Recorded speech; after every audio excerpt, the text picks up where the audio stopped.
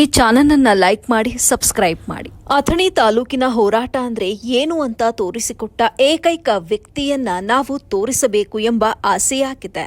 ಅವರೇ ಶಿವಾಜಿ ಬಾಳಪ್ಪ ಸನದಿ. ಇವರ ಬದುಕನ್ನ ಒಂದು ಬಾರಿ ಹಿಂದೆ ತಿರುಗಿ ನೋಡೋಣ ಬನ್ನಿ.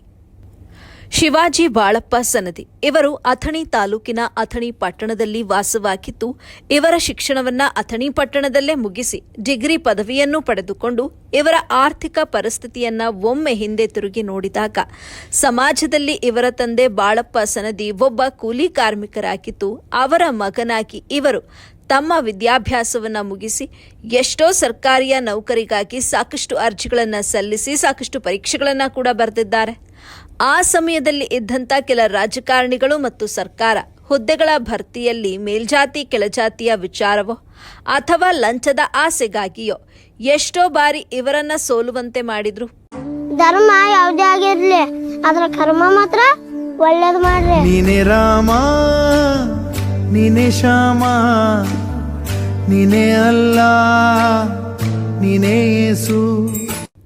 ಇದೇ ಒಂದು ಗುರಿಯನ್ನ ಇಟ್ಟುಕೊಂಡು ಒಂದು ಬಾರಿ ಸಮಾಜದ ನಿರುದ್ಯೋಗಿ ಯುವಕರು ಮತ್ತು ನನ್ನಂತೆ ಆರ್ಥಿಕ ಪರಿಸ್ಥಿತಿಯಲ್ಲಿ ಸಿಲುಕಿರುವ ಯುವಕರು ಮತ್ತು ಚಿಕ್ಕ ರೈತರ ಕಷ್ಟಗಳು ಮತ್ತು ಸಮಾಜದಲ್ಲಿ ಆಗು ಹೋಗುವ ಜಾತಿ ನಡುವೆ ಮಾಡುವ ತಾರತಮ್ಯ, ಲಂಚ ಪಡೆದುಕೊಳ್ಳುವ ಹಪ್ಪಾಹಪ್ಪಿಯನ್ನು ಮತ್ತು ಸರ್ಕಾರಿ ನೌಕರಿಯನ್ನ ಮಾಡಿಕೊಳ್ಳುವ ಅವರ ಲಂಚದ ಹಗರಣಗಳನ್ನು ನೋಡಿದಾಗ ನನಗೇ ಆದಂತೆ ಸಮಾಜದಲ್ಲಿ ಯಾರಿಗೂ ಕೂಡ ಆಗಬಾರದು ಎಂಬಂತ ನಿಟ್ಟಿನಲ್ಲಿ ಸಮಾಜಕ್ಕಾಗಿ ಉತ್ತಮ ಬೆಳಕನ್ನ ನೀಡಬೇಕು ಎನ್ನುವಂತೆ ಮೊದಲ ಹೆಜ್ಜೆ ಇಟ್ಟರು.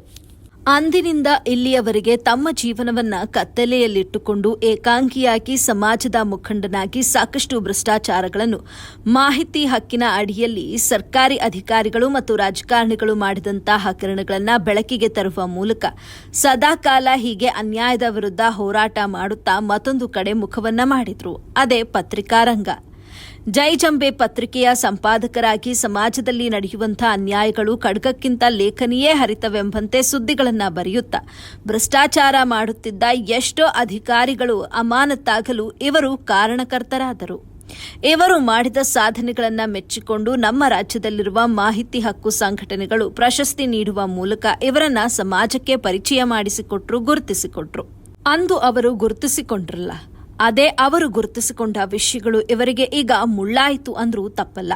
ಈ ರಾಜಕಾರಣಿಗಳು ಮಾಡಿಕೊಳ್ಳುತ್ತಿರುವ ಭ್ರಷ್ಟಾಚಾರ, ಅಧಿಕಾರಿಗಳು ಮಾಡುತ್ತಿರುವ ಅನ್ಯಾಯ, ಭ್ರಷ್ಟಾಚಾರಗಳನ್ನು ರಾಜಕೀಯ ಜಾತಿ ಭೇದ ಭಾವ ಮಾಡುವಂತ ಜನಪ್ರತಿನಿಧಿಗಳು ಇವರನ್ನೇನಾದರೂ ಮಾಡಿ ಅನ್ನುವ ಇವರನ್ನ ಕುಗ್ಗಿಸಬೇಕು ಎಂಬ ಸಂಚನ್ನು ಮಾಡಿ ಸಾಕಷ್ಟು ಬಾರಿ ಇವರಿಗೆ ತೊಂದರೆಗಳನ್ನ ಕೊಟ್ಟಿದ್ರು. ಈ ತೊಂದರೆಗಳನ್ನ ಯಾವ ರೀತಿ ಕೊಟ್ಟಿದ್ರು ಅಂದ್ರೆ, ಒಂದು ಬಾರಿ ನಮಗೆ ನೆನಪಿಗೆ ಬರುವುದು ರಾಜ್ಯದ ಮುಖ್ಯಮಂತ್ರಿಯಾದ ಡಿಕೆ ಶಿವಕುಮಾರ್ ಅವರ ಸಮಾನತೆ ಸಮ ತೊಂದರೆ ಕೊಟ್ಟರು ಅಂದ್ರೂ ತಪ್ಪಲ್ಲ. ಅವರು ಕೂಡ ಇದೇ ರೀತಿ ಹೋರಾಟ ಮಾಡುತ್ತಾ ರಾಜ್ಯದ ಮುಖ್ಯಮಂತ್ರಿಯಾಗಿದ್ದಾರೆ. ನಾವು ಅದನ್ನ ನೋಡ್ತಾ ಇದ್ದೇವೆ. ಅದರಂತೆ ಇವರು ಕೂಡ ಸಾಕಷ್ಟು ಸವಾಲುಗಳನ್ನು ಎದುರಿಸಿದ್ದಾರೆ. ಇವರು ಕೂಡ ಅವರಂತೇನೆ ದೊಡ್ಡ ಹೋರಾಟಗಾರರಾಗಬಹುದು ಅಂದ್ರೂ ತಪ್ಪಿಲ್ಲ. ಈ ವಿಷಯಗಳನ್ನ ನೋಡಿದಾಗ ನಮ್ಮ ಅಥಣಿ ನ್ಯೂಸ್ ಕನ್ನಡ ವಾಹಿನಿಯ ತಂಡ ಇವರ ಹೋರಾಟವನ್ನ ನೋಡಲೇಬೇಕು ಎಂಬಂತ ಆಸೆಯಾಗಿ ಒಬ್ಬ ವಿದ್ಯಾರ್ಥಿಯ ಬಳಿ ಇವರ ಬಗ್ಗೆ ಕೇಳಿದಾಗ, ಸರ್, ಅವರದ್ದೇನು ಹೇಳ್ಕೊಳ್ತೀರಾ? ಎಷ್ಟು ಹೇಳಿದ್ರೂ ಅದು ಕಡಿಮೆನೆ. ನಮ್ಮ ಮಹಾಭಾರತದಲ್ಲಿ ಏನೂ ತಪ್ಪು ಮಾಡದ ಕರ್ಣನಿಗೆ ಎಷ್ಟು ನೋವು ಮಾಡಿದ್ರಲ್ವಾ, ಹಾಗೆ ಇವರಿಗೆ ಕೆಲವರು ನೋವು ಕೊಟ್ಟಿದ್ದಾರೆ ಅಂದ್ರೂ ತಪ್ಪಲ್ಲ. ಆದ್ರೆ ಇವರು ಇನ್ನೂ ಕೂಡ ಕರ್ಣನಂತೆ ಇದ್ದಾರೆ. ಕರ್ಣ ಯಾರಿಗೂ ಕೂಡ ಮೋಸ ಮಾಡಿದವನಲ್ಲ. ಅವನು ಯಾರಿಗೂ ಯಾವತ್ತೂ ಕೂಡ ಕೆಟ್ಟದ್ದು ಬಯಸಿದವನು ಕೂಡ ಅಲ್ಲ. ದುರಂತ ಅಂದ್ರೆ ಅವನಿಗಾದಷ್ಟು ಮೋಸ ಈ ಚರಿತ್ರೆಯಲ್ಲಿ ಯಾರಿಗೂ ಕೂಡ ಆಗ್ಲಿಲ್ಲ. ಹೀಗಾಗಿ ತುಂಬಾ ಒಳ್ಳೆಯವರಾಗಿ ಇರೋದು ಕೂಡ ಒಳ್ಳೇದಲ್ಲ. ಅಥಣಿ ತಾಲೂಕಿನಲ್ಲಿ ಕರ್ಣ ಎಂಬಂತ ಶಬ್ದ ಕೇಳಿದಾಗ ನಮಗೆ ಮೊದಲು ನೆನಪಿಗೆ ಬರುವುದು ಶಿವಾಜಿ ಬಾಳಪ್ಪ ಸನದಿ ಇವರು ಮತ್ತು ಇವರು ಮಾಡಿದಂತ ಹೋರಾಟದ ದಿನಗಳು. ಇನ್ನೂ ಕೂಡ ಸದಾಕಾಲ ಇವರ ಹೋರಾಟ ಮುಂದುವರಿತಾ ಇದೆ. ಎಷ್ಟೋ ಕಡೆ ಭ್ರಷ್ಟಾಚಾರಗಳನ್ನ ತಡೆಗಟ್ತಾ ಇದ್ದಾರೆ, ಎಷ್ಟೋ ಅಧಿಕಾರಿಗಳನ್ನ ಅಮಾನತ್ ಕೂಡ ಮಾಡುತ್ತಿದ್ದಾರೆ. ಹಾಗೆ ಇವರು ಮೂರನೇ ಹೆಜ್ಜೆ ಇಟ್ಟು ವಕೀಲರಾಗಿ ಸಮಾಜದಲ್ಲಿ ಆಗುವಂಥ ಅನ್ಯಾಯದ ವಿರುದ್ಧ ಹೋರಾಡಿ ನ್ಯಾಯ ಕೊಡಿಸುತ್ತಿದ್ದಾರೆ. ಇವರ ಹೋರಾಟಕ್ಕೆ ಸದಾಕಾಲ ಮಹಾಪುರುಷರ ಆಶೀರ್ವಾದ ಇವರ ಮೇಲೆ ಇರಲಿ ಎಂಬುದು ಇವತ್ತಿನ ಜನರ ಬಯಕೆ ಮತ್ತು ಹಾರೈಕೆಯಾಗಿದೆ.